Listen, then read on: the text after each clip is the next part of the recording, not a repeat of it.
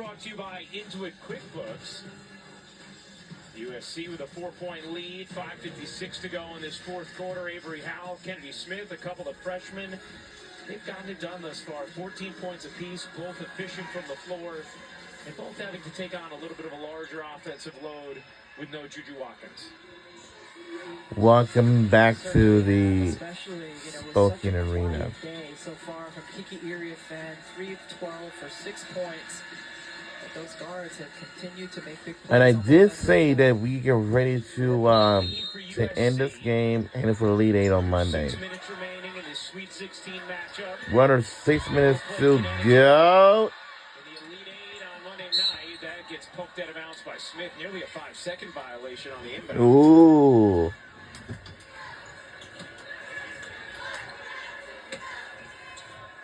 He just simplified.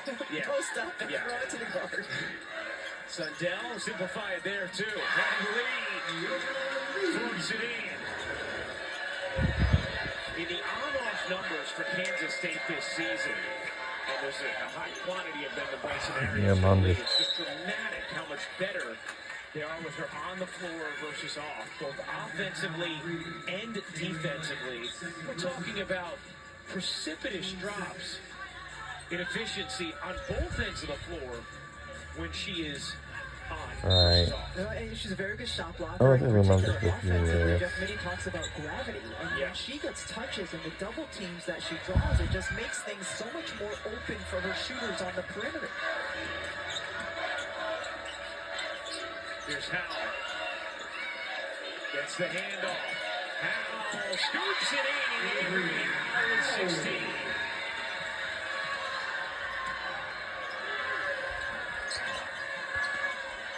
Sundell dumps it in. Lee flicks it out. Sundell and Lee. Little two-player action. Sundell now stuck. Poindexter. 10 to shoot. Sundell. 5 to shoot. Walker eyes the clock. Walker with 2 to shoot. Elevates. And takes. There's that dog mentality. 2-point game again. Iriafen surrounded. And it's going to be a held ball. Possession arrow stays with USC. Oh, just taking the hand off and does a great job as soon as she gets Poindexter on her hip, just attacking the rim. And how about Walker? Shot clock running down. That's just making something out of nothing. Beckel bounces in. Oh, nice move. And Smith lays it home. 16 for Kennedy Smith. She and Howell, a couple of freshmen, both delivering. 16 apiece. A combined 13 for 23 from the floor.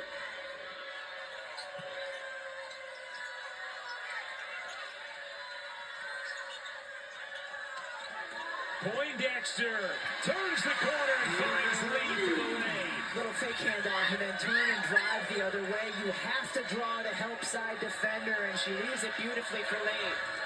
59-57, USC in front, under 4 minutes to go. Kansas State trying to head to the Elite Eight for the first time since 1982. USC trying to get back there. Howell. Oh. Iriafen gets hit from behind, and free throws coming for Kiki Iriafen.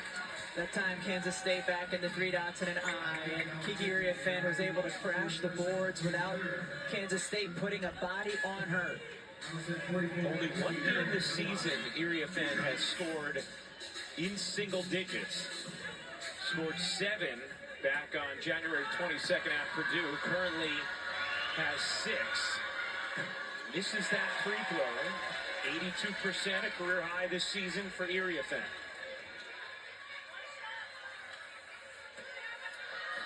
Projected number 3 pick in this year's WNBA draft. It's the second. 3-point USC lead, another great game. It's been a day full of them. Kansas State has shot 61% in the second half. Lee, deep position, the turn, left it short. Here's Howell racing up the floor. Area Finn dives in, can hook it home with the left. Into the arms of trusty Sundell. Sundell backing in and lays it home. It is a 1-point game. Said it all game long. Serena Sundell is so adept when she gets inside with her back to the basket, can finish, has great pace. 20 for Sundell. Also has 6 assists and 5 boards. Heckel off to Howell. Howell thought about launching. Smith, 8 to shoot. Area Finn, 5 to shoot. Kiki, and a charge is called. Now Kiki, Area Finn.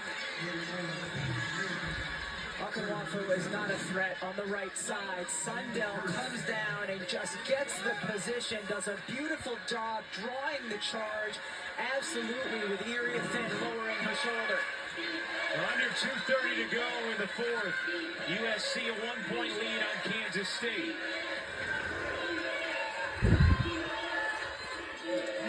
Sundell turns the corner, twists, can't flip it in, took a lot of contact, no whistle. Here comes Heckel, and Lindsey Gottlieb will take a timeout. With 2 minutes and 10 seconds remaining, USC a 1-point lead on Kansas State. Jeff Mitty talked to us yesterday and said this season they have at times played through Sundell and to Sundell, and especially when Aoka Lee was out. A couple of their big victories over both Iowa State and TCU, they played through Sundell, and a lot of it was her getting the ball on the block and looking to go to work offensively. Take a look at our bracket. So the winner of this game will face Connecticut after Paige Becker's 40-point performance tonight. That'll be Monday, 9 Eastern on ESPN in the Elite Eight. Doubleheader tomorrow on ABC. A couple of Elite Eight matchups. Duke at South Carolina, the defending national champs at 1, and then at 3 here, it'll be LSU, UCLA. All right, Rebecca, obviously the go-to player down the stretch for USC has been Juju Watkins over the last 2 seasons. They don't have her. Who do they operate through in these final moments? I mean, they have the Funko Pop, but they don't have... Wow, look at those Funko Pop. I would think it would be Oh, Juju Watkins. Kennedy Smith and Kiki Iriafen in some kind of a 2-man game, but... And Heckel loses the dribble for a moment. Either team I can assume that the basketball season's over. Smith turns the corner and gets the whistle. There you go, partner. The 2-man game, the particular I did say that it's been a it's been a great season. For Kansas State to deal with. That's my takeaways. And now let's. Smith will go to the line. We still got women's lacrosse games. We got men's lacrosse games going on. Got baseball, softball going on. Those are the only 3 sports is coming in our way. And Smith hits both. Knocked out of bounds. Smith, how disruptive has Kennedy Smith been on the defensive end? Just incredibly. I mean, she uses her length and her anticipation so well. I mean, she's just trying to... She's right up in Serena Sundell right now before she even catches the ball. I'll tell you what, I want to eat at her brother Jordan's restaurant the way she's playing. Cascadia Public House, we're coming. Lives here in Spokane. And there's Smith again. Off the steal, Kennedy Smith nearly reverses it in. Gets the whistle and will go to the line. But her defensive intensity is such a difference in this. It looks like Alabama doesn't try to fight back to do, but it seems like Duke is in the lead. Right in front of us this entire second half. She's been guarding Serena Sundell.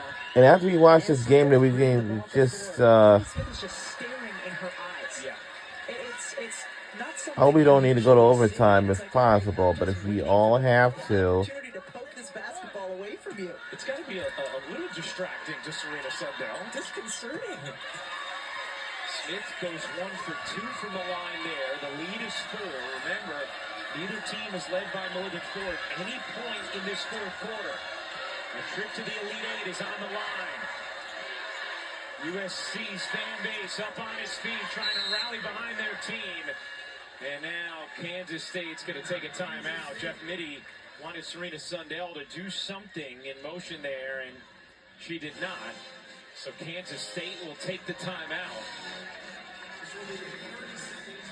Let's take a look at the Capital One rewarding performance. How about the USC freshmen showing up big when their team has needed it most? I mean, just come out with confidence from the jump. And it started with Kennedy Smith, not only hitting shots, but the disruptiveness that she has had on the defensive end of the floor. Avery Howell, I mean, all season long, and again here tonight, we've seen her step up big, especially when it comes to draining threes.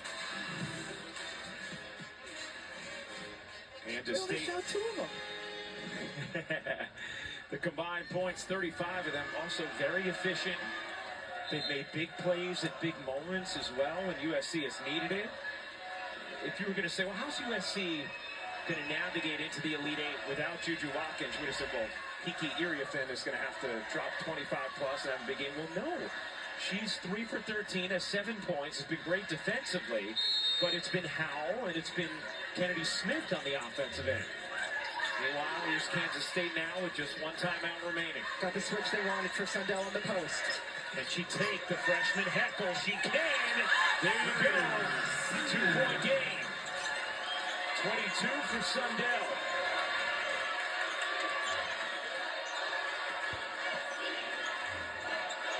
Remaining in the fourth. Sundell. We're under a minute to go. This is it. Whoever wins this game, hit on for the Elite Eight. Should our USC Trojans handle it or what? No. Now Kansas State can still play defense here straight up.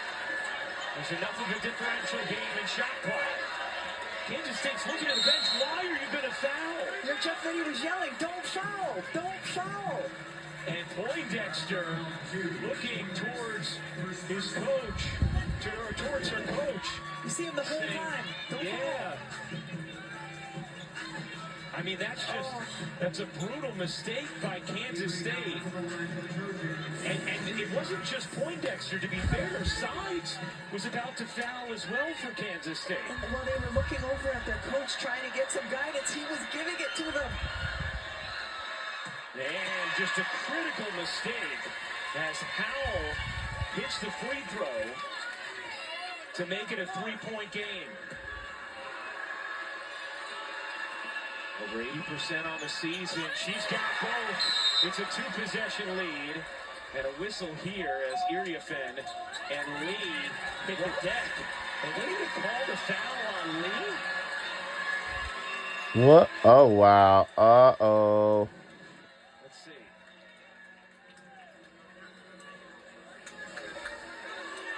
I mean, It looks like two players losing their balance. Now we have our rules expert Violet Palmer with us. We're going to see another look here, and we'll bring in Violet to get her opinion.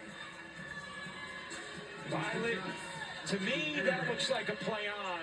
What are you seeing there? Ryan, that's a tough play to have a play on. It actually looks like 50 from K-State is actually holding. And then they both stumble to the ground. You got to have something on the play. Okay. So you think it's the right call? That is correct. All right. Thank you, Violet. Kiki misses both free throws. Kansas State will use its final timeout.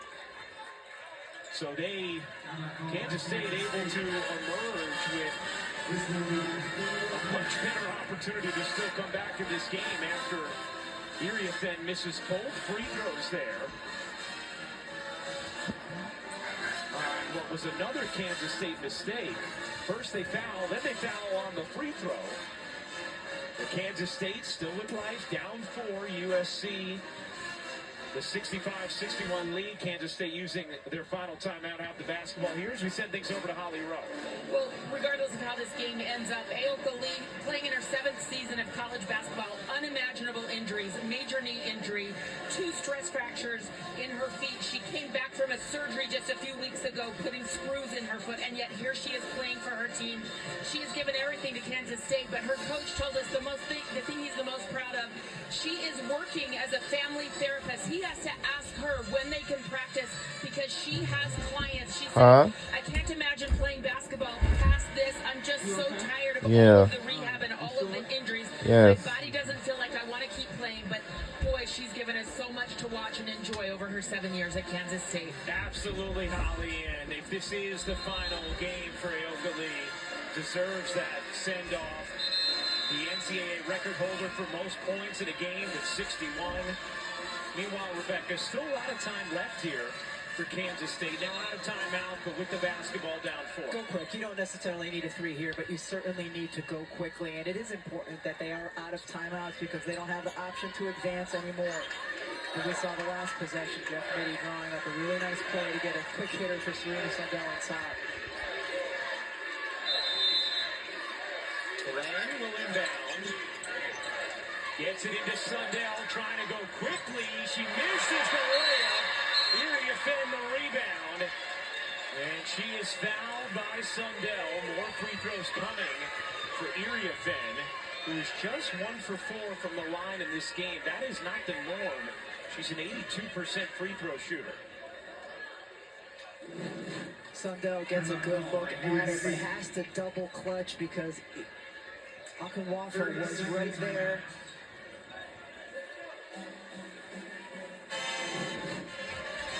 Now USC will take a timeout. I'm not sure if they called a foul there, Rebecca, or just awarded the timeout before Sundell tried to apply the foul. As we welcome you back courtside here in Spokane. It's been a great day of basketball. You saw the 2 games in Birmingham earlier, both tight contests. Really interesting games here in Spokane, by the way, we get where the timeout was awarded before the foul from Sundell. How about USC here, Rebecca? Obviously, I mean, they're navigating such difficult circumstances. Juju Watkins is not just a massive star in the sports world. She is essential to everything USC does, and here they are grinding through, and a couple of freshmen really stepping up in their absence. Yeah, I mean, the players in the backcourt, in particular the freshmen, Smith and Howell, have just done a tremendous job for USC, as you mentioned, in really tough circumstances. In a tight game as well, they're the players who made some of the big plays to get this little bit of separation here. 4-point lead for USC. With 27 seconds remaining in the fourth, all of the members of USC wore that Juju Watkins Nike shirt coming to the game tonight in Spokane. USC trying to go to back-to-back Elite Eights for the first time since the mid-'80s as Sundell knocks it out. She wants them to take a look at it. They can, since it's under 2 minutes. But will they? They will.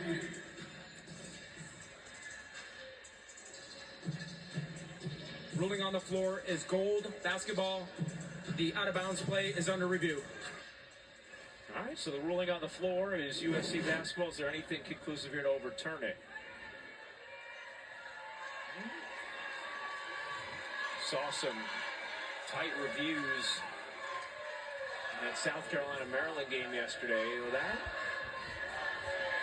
looks like perhaps it's on the right hand of Howell. This is the last thing that might have lasted Howell. Maybe. Looks like there's a chance that last hits the the right hand of ring Howell. finger. Yeah, because I don't think the left hand of Sundell is hitting it then afterwards, as we saw from the previous view.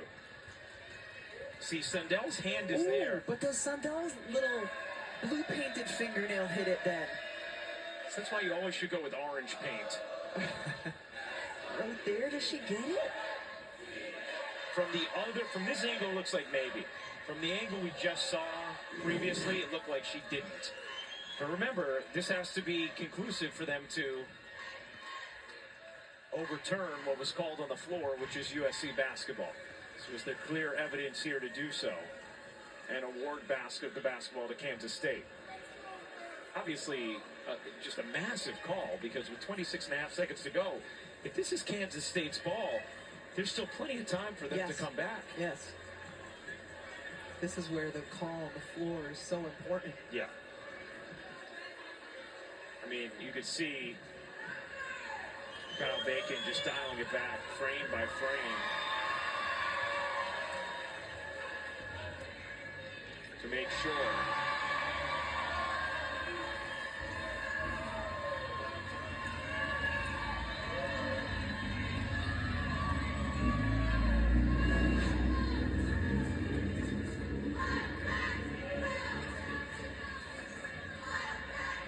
That looks like a towel, but the question to me is right there. Is it the fingertip of Sundell? Like does the ball change its rotation? I think so, because on the reverse angle, I think there was space between her hand and the ball. But on that angle, it looks like could be. I want the little machine where I can go back frame by frame. Look like Tom Hanks trying to land the lunar module. Or like, what's the golf video game? Golden Tee. The ruling on the floor is the call is reversed. It is Kansas State ball. Oh. They saw the clear evidence needed to overturn it. This is the angle where you could see there's space between Sundell's hand and the basketball. Yes. So it did last hit the right hand of Howell. And Jeff Mitty, without a timeout, had that time to set up what he wants his team to run in this situation now. So the door is open now for Kansas State. They're a very capable three-point shooting team as well. Don't necessarily need one yet. They're just 5 for 15 tonight, but amongst the nation's best. Sundell on the move, fading, can't hit. Lee the rebound, out to Glenn. 18 seconds to go. Steins looking for space. Can't find it. The runner is on. Loose ball. Heckle has it. Whoa! Seconds to go. And the Trojans on the brink.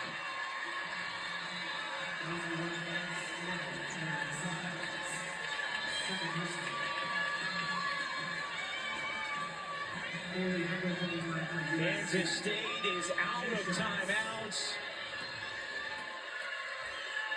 Heckle sinks the free throw.